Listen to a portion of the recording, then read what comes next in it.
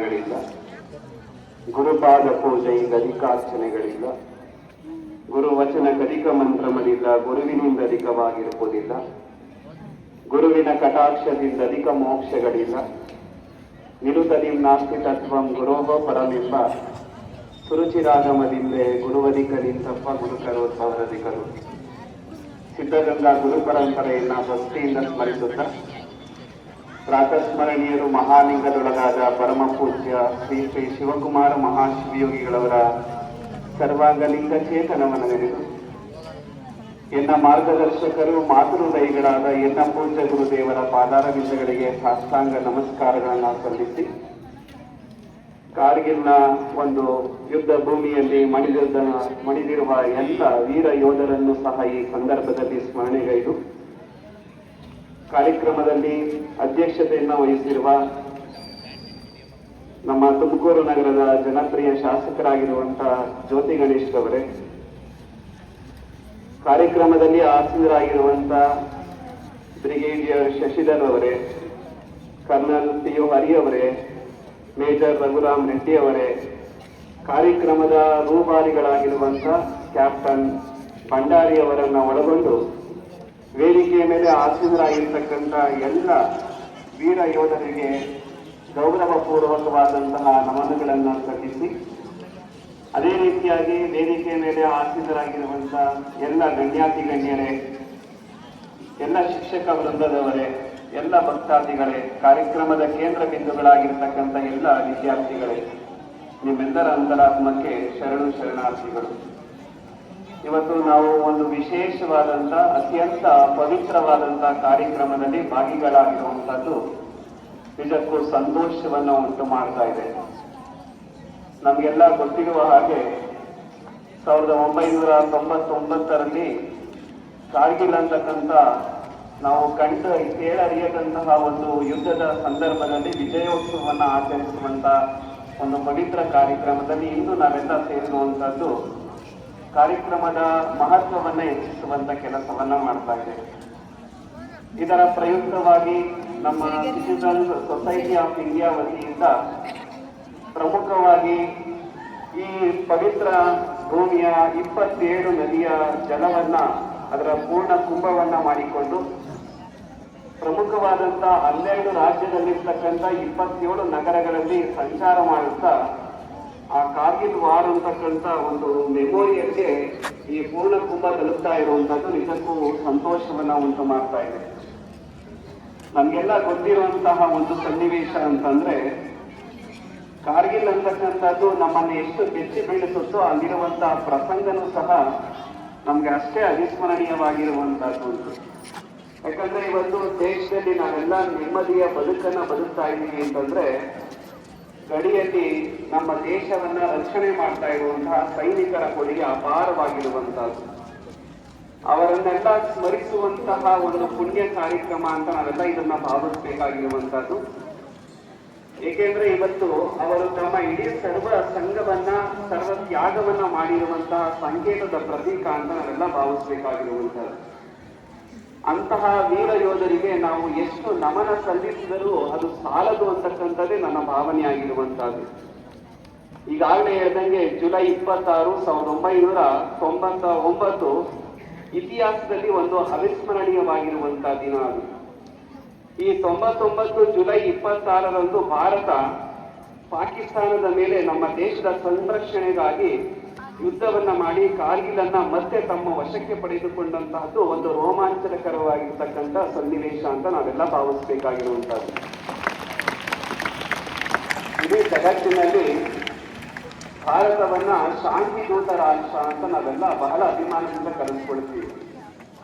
ನಾವು ಸ್ವತಂತ್ರವನ್ನ ಗಳಿಸಿದ್ರು ಸಹ ಆ ನಂತರದಲ್ಲಿ ಸುಮಾರು 5 ಯುದ್ಧಗಳನ್ನ ಕಂಡಿರುವಂತದ್ದು ಈ ದೇಶ ಅಂತಕ್ಕಂಥದ್ದು. ನಾವು ಶಾಂತಿ ದೂತ ರಾಷ್ಟ್ರ ಅಂತ ಕರೆಸ್ಕೊಳ್ತಾ ಇದೀವಿ, ಆದ್ರೂ 5 ಯುದ್ಧಗಳನ್ನ ಮಾಡಿದೀವಿ ಅಂತ ಇದಕ್ಕೆ ಪ್ರಮುಖ ಕಾರಣವೆಲ್ಲ ನಾವೆಲ್ಲ ಅವಲೋಕನವನ್ನ ಮಾಡಬೇಕು. ಇವತ್ತು ಭಾರತ ದೇಶ ಇನ್ನೊಂದು ರಾಷ್ಟ್ರದ ಮೇಲೆ ಯುದ್ಧ ಸಾರಿದೆ ಅಂತಂದ್ರೆ ಅದು ಇನ್ನೊಂದು ದೇಶವನ್ನ ಆಕ್ರಮಿಸಿಕೊಳ್ಬೇಕು, ಆ ದೇಶದ ತನ್ನ ಹಿಡಿತಕ್ಕೆ ತೆಗೆದುಕೊಳ್ಬೇಕು ಅಂತ ಯಾವುದೇ ದುರಾಲೋಚನೆಯಿಂದ ಯುದ್ಧವನ್ನ ಮಾಡಿರುವಂತಹ ಪ್ರಸಂಗ ನಮ್ಮ ಇತಿಹಾಸದಲ್ಲೇ ಇಲ್ಲ. ಅದು ನಾವು ಯಾವ ಕಾರಣದಿಂದ ಯುದ್ಧ ಮಾಡಿದ್ದೇವೆ ಅಂದ್ರೆ ನಮ್ಮ ದೇಶದ ಸಂರಕ್ಷಣೆಗೋಸ್ಕರ, ನಮ್ಮ ದೇಶವನ್ನ ನಾವು ಕೊಳ್ಳುವುದಕ್ಕೋಸ್ಕರ ಮಾತ್ರ ನಾವು ಯುದ್ಧವನ್ನ ಮಾಡಿರುವಂತದ್ದು. ಹೀಗೆ ನಾವು ನಮ್ಮ ಪಾಡಿಗೆ ನಾವು ಇದ್ದಂತಹ ಸಂದರ್ಭದಲ್ಲಿ ನಮ್ಮ ಎದುರಾಳಿಗಳಿಂದ ನಮ್ಮ ದೇಶವನ್ನ ಸಂರಕ್ಷಣೆ ಮಾಡುವಂತಹ ಅನಿವಾರ್ಯದ ಪರಿಸ್ಥಿತಿಯನ್ನು ಎದುರಾಗಿರ್ತಕ್ಕಂಥದ್ದು. ಅದು 1999 ಜುಲೈ 26 ಅಂತಕ್ಕಂಥದ್ದು ಆ ಸನ್ನಿವೇಶದಲ್ಲಿ ಇರ್ತಕ್ಕಂಥದ್ದು. ಇದಕ್ಕೂ ಕಾರ್ಗಿಲ್ ದಿವಸಗಳನ್ನು ನಾವು ಗಮನಿಸಬೇಕಾದಂಥದ್ದು ಅಂದ್ರೆ ಅನೇಕ ಜನರು ಅವತ್ತು ದೇಶಕ್ಕಾಗಿ ಹುತಾತ್ಮರಾಗಿರುವಂತಹದ್ದು. ಇವತ್ತು ಅಂತಹ ಕಾರ್ಗಿಲ್ ಯುದ್ಧದಲ್ಲಿ ತಮ್ಮ ಹೋರಾಟವನ್ನ ಮಾಡಿ ಜಯವನ್ನ ಸಾಧಿಸಿದಂತ ಅನೇಕ ವೀರ ಯೋಧರು ಈ ವೇದಿಕೆ ಮೇಲೆ ಇರತಕ್ಕಂಥವ್ರು. ಮತ್ತೆ ಅನೇಕ ಯೋಧರುಗಳು ತಮ್ಮ ದೇಹದ ಒಂದೊಂದು ಅಂಗವನ್ನು ಸಹ ಕಳೆದುಕೊಂಡಂತಹ ನಿದರ್ಶನ ಆ ಕಾರ್ಗಿಲ್ ಯುದ್ಧದ ಸಂದರ್ಭದಲ್ಲಿ ಇರ್ತಕ್ಕಂಥದ್ದು. ಅಂತವ್ರನ್ನೆಲ್ಲ ಸ್ಮರಣೆ ಮಾಡಿಕೊಳ್ಳುವುದು ಅತ್ಯಂತ ಪವಿತ್ರವಾದಂತಹ ಕಾರ್ಯಕ್ರಮ ಅಂತಾನೆ ನಾವೆಲ್ಲ ಭಾವಿಸಬೇಕಾಗಿರುವಂತಹದ್ದು. ಒಂದು ದೇಶದಲ್ಲಿರುವಂತಹ ಯೋಧ ನಮ್ಮಿಂದ ಯಾವುದನ್ನು ಸಹ ಅವರು ನಿರೀಕ್ಷೆ ಮಾಡೋದಿಲ್ಲ. ಅವರು ನಿರೀಕ್ಷೆ ಮಾಡುವುದು ಏನು ಅಂತಂದ್ರೆ ಅವರನ್ನ ನಾವು ಸ್ಮರಣೆ ಮಾಡಿದಾಗ ಅವ್ರಿಗೊಂದು ಬಲವನ್ನ ನಾವು ತುಂಬಿದಾಗ ಮಾತ್ರ ಅದು ಅವರಿಗೆ ನಾವು ಕೊಡುವಂತಹ ಕಾಣಿಕೆ ಅಂತ ನಾವೆಲ್ಲ ಭಾವಿಸಬೇಕಾಗಿರುವಂತಹದ್ದು. ಆ ನೈತಿಕ ಸ್ಥೈರ್ಯವನ್ನ ತುಂಬುವಂತ ಕೆಲಸ ನಮ್ಮ ಭಾರತೀಯ ಪ್ರತಿಯೊಬ್ಬ ನಾಗರಿಕನ ಆದ್ಯ ಕರ್ತವ್ಯ ಅಂತ ನಾವೆಲ್ಲ ಭಾವಿಸಬೇಕಾಗಿರುವಂತಹದ್ದು. ಇವತ್ತು ದೇಶದ ಗಡಿಯಲ್ಲಷ್ಟೇ ಯೋಧರು ನಮ್ಮನ್ನ ಕಾಪಾಡುವಂತ ಕೆಲಸವನ್ನ ಮಾಡ್ತಾ ಇಲ್ಲ, ದೇಶದ ಒಳಗಡೆನೂ ಸಹ ಯೋಧರು ನಮ್ಮನ್ನ ಕಾಪಾಡುವಂತ ಕೆಲಸವನ್ನ ಮಾಡ್ತಾ ಇದ್ದಾರೆ. ಅನೇಕ ಸಂದರ್ಭದಲ್ಲಿ ಭೂಕಂಪ ಆದಂತಹ ಸಂದರ್ಭದಲ್ಲಿ, ಪ್ರಕೃತಿ ವಿಕೋಪ ಆದಂತಹ ಸಂದರ್ಭದಲ್ಲಿ, ಪ್ರವಾಹ, ಅತಿವೃಷ್ಟಿ ಅಂತಕ್ಕಂಥದ್ದು ಇನ್ನೂ ಅನೇಕ ಭೀಕರವಾಗಿರ್ತಕ್ಕಂಥ ಅಪಘಾತಗಳು ನಮ್ಮನ್ನ ಏನಾದ್ರೂ ಕಾಡ್ದಾಗ ಅದಕ್ಕೆ ಮೊದಲನೇ ಹೆಜ್ಜೆ ಇಡುವಂತವ್ರು ಯಾರು ಅಂದ್ರೆ ನಮ್ಮ ವೀರ ಯೋಧರು ಅಂತ ನಾವೆಲ್ಲ ಸ್ಮರಣೆಯನ್ನ ಮಾಡಬೇಕಾಗಿರುವಂತದ್ದು. ಅದಕ್ಕೆ ನಮ್ಮ ಹೆಮ್ಮೆಯ ಮಾಜಿ ಪ್ರಧಾನಿಗಳಾಗಿರ್ತಕ್ಕಂಥ ಲಾಲ್ ಬಹದ್ದೂರ್ ಶಾಸ್ತ್ರಿಯವರು ಜೈ ಜವಾನ್ ಜೈ ಕಿಸಾನ್ ಅಂತಕ್ಕಂಥ ಒಂದು ಶ್ರೇಷ್ಠವಾದಂತಹ ತತ್ವವನ್ನ ನಮ್ಗೆ ನೀಡುವಂತ ಕೆಲಸವನ್ನ ಮಾಡಿರುವಂತವರು. ನಮ್ಮ ಪರಮ ಪೂಜ್ಯ ಶಿವಕುಮಾರ ಮಹಾಶ್ರೀಗಳವರು ನಮ್ಮ ರಾಷ್ಟ್ರವನ್ನ ಕುರಿತು ಮಾತನಾಡಬೇಕಾದ್ರೆ ಒಂದು ಸಾಲನ್ನ ಸದಾಕಾಲ ಸ್ಮರಣೆಯನ್ನ ಮಾಡ್ತಾ ಇದ್ರು. ಆ ಮಾತು ಯಾವುದು ಅಂದ್ರೆ, ಈ ದೇಶದ ಬೆನ್ನೆಲುಬು ಯಾರು ಅಂದ್ರೆ 3 ಜನ ಅಂತಕ್ಕಂಥದ್ದು. ಆ 3 ಜನ ಯಾರು ಅಂತಂದ್ರೆ, ಮೊದಲನೆಯವರು ಶಿಕ್ಷಕ, ಎರಡನೆಯವರು ಕೃಷಿಕ, ಮೂರನೆಯವರು ಸೈನಿಕ ಅಂತಕ್ಕಂಥ ಮಾತನ್ನ ಹೇಳ್ತಾ ಇದ್ರು. ದೇಶದ ಒಳಗಡೆ ನಮಗೆ ಸಂಸ್ಕಾರವನ್ನ ಕೊಡುವಂತ ಕೆಲಸ ಶಿಕ್ಷಕರು ಮಾಡಿ ನಮ್ಮನ್ನ ಕಾಪಾಡಿದ್ರೆ, ನಾವು ನಮ್ಮ ಜೀವನಕ್ಕೆ ಬೇಕಾಗಿರುವಂತಹ ಉದರ ಪೋಷಣೆಗೋಸ್ಕರ ಅನ್ನವನ್ನ ಬೆಳೆಯುವಂತಹ ರೈತರು ನಮ್ಮನ್ನ ಕಾಪಾಡಿದ್ರೆ, ಗಡಿಯಲ್ಲಿ ನಿಂತು ನಮ್ಗೆ ದೇಶ ರಕ್ಷಣೆಯನ್ನ ನೀಡ್ತಾ ಇರುವಂತವ್ರು ಯಾರು ಅಂದ್ರೆ ಅದು ಸೈನಿಕರು ಅಂತಕ್ಕಂಥದ್ದು. ನಮ್ಮ ಪೂಜ್ಯರಿಗೆ ಸೈನಿಕರ ಬಗ್ಗೆ ಅಪಾರವಾದಂತಹ ಗೌರವವನ್ನ ಇಟ್ಕೊಂಡಂತವ್ರು. ನಮ್ಗೆಲ್ಲ ಗೊತ್ತಿರುವಂತಹ ಸಂಗತಿ ಅದು. ಅವ್ರೇನಾದ್ರೂ ಒಂದು ವೇಳೆ ಯುದ್ಧ ಭೂಮಿಯಿಂದ ಏನಾದ್ರೂ ಮಠಕ್ಕೆ ಬಂದಾಗ ಅವರೊಂದಿಗೆ ಬಹಳ ಕಾಲ ಚರ್ಚೆಯನ್ನ ಮಾಡ್ತಾ ಇದ್ರು. ಅವರ ಎಲ್ಲ ಯೋಗಕ್ಷೇಮವನ್ನ ಪೂಜ್ಯರು ವಿಚಾರಣೆಯನ್ನ ಮಾಡ್ತಾ ಇದ್ರು.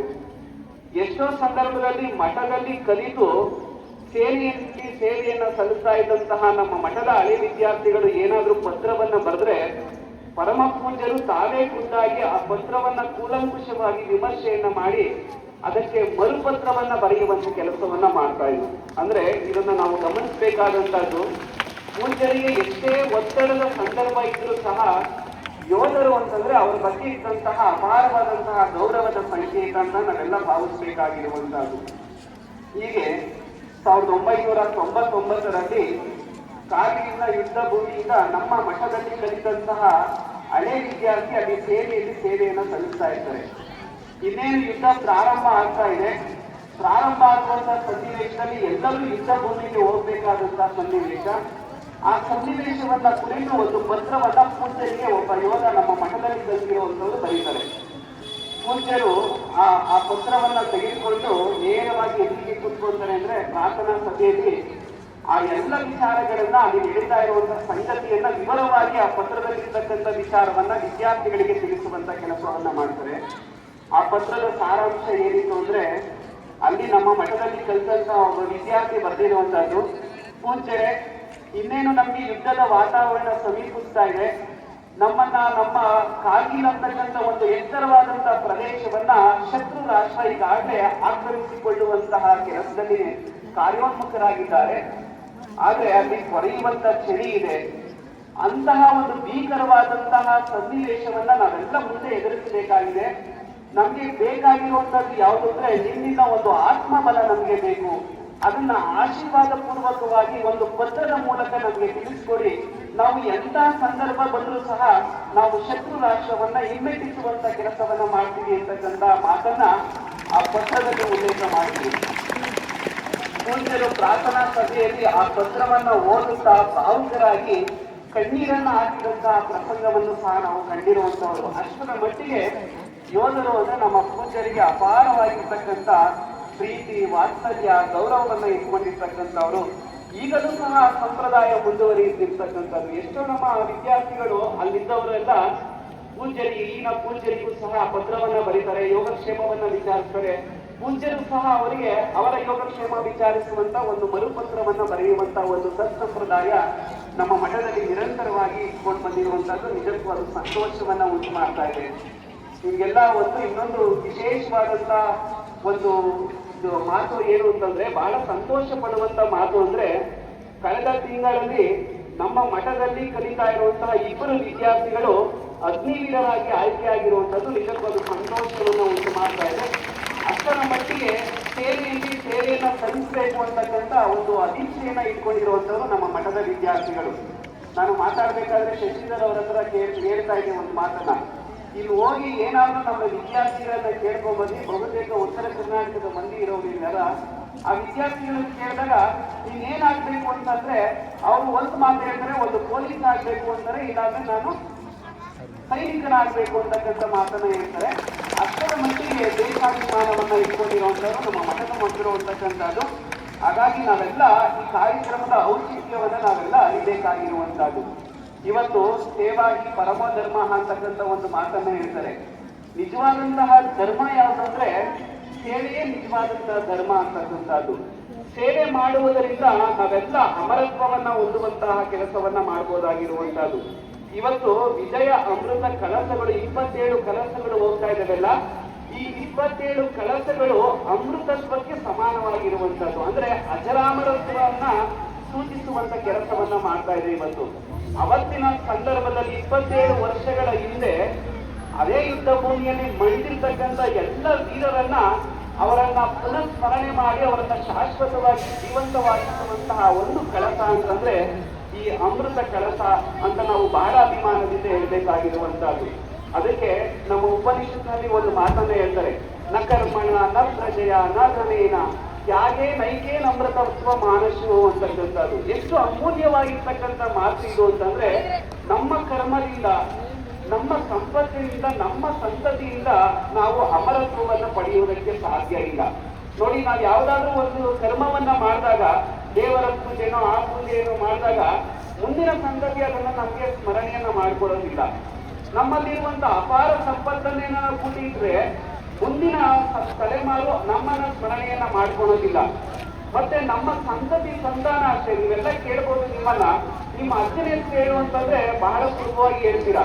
ನಿಮ್ಮ ಅಜ್ಜನ ಹೆಸರು ಏನು ಅಂತಂದ್ರೆ ಈಗಲೂ ಸಹ ನಮ್ಗೆ ಅವರ ಹೆಸರು ಗೊತ್ತೇ ಇರೋದಿಲ್ಲ. ಆದ್ರೆ ದೇಶದಲ್ಲಿ ತ್ಯಾಗವನ್ನ ಮಾಡಿದಂತಹ ಅನೇಕರ ಹೆಸರನ್ನ ಇವತ್ತು ಸಹ ನಾವು ಅವರನ್ನ ಸ್ಮರಣೆಯನ್ನ ಮಾಡ್ಕೊಳ್ತಾ ಇದ್ದೀವಿ. ಯಾಕೆಂದ್ರೆ ತ್ಯಾಗೇ ನೈಕೆ ಅಮೃತತ್ವ ಮಾನಸು ಅಂತಕ್ಕಂಥ ಮಾತನ್ನ ಹೇಳ್ತಾರೆ.